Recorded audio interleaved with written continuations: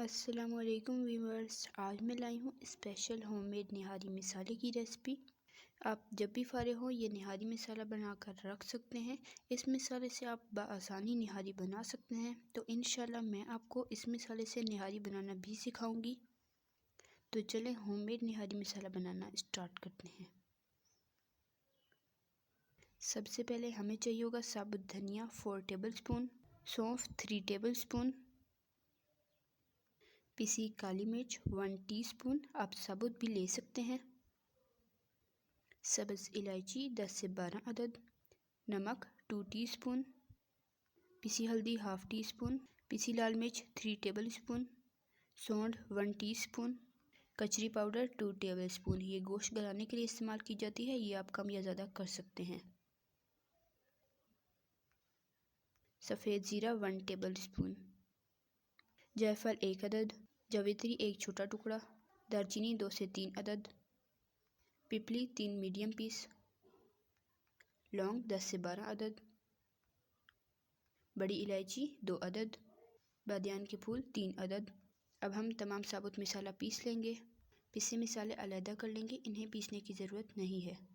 नमक, लाल मिर्च, हल्दी, काली मिर्च, सौंठ और कचरी पाउडर।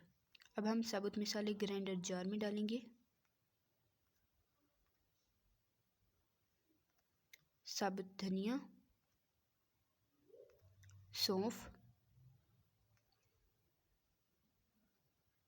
सफ़ेद ज़ीरा, दालचीनी, सब्ज़ इलायची, पिपली,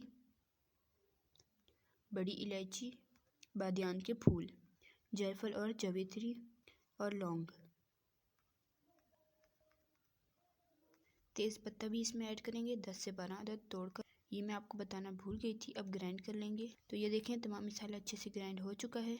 अब हम इसे एक बाउल में डालेंगे और इस तमाम मिसाले में नमक, पिसी लाल मिर्च, पिसी हल्दी, कचरी पाउडर, पिसी काली मिर्च और सौंठ, तमाम मिसाले को अच्छे से मिक्स करेंगे।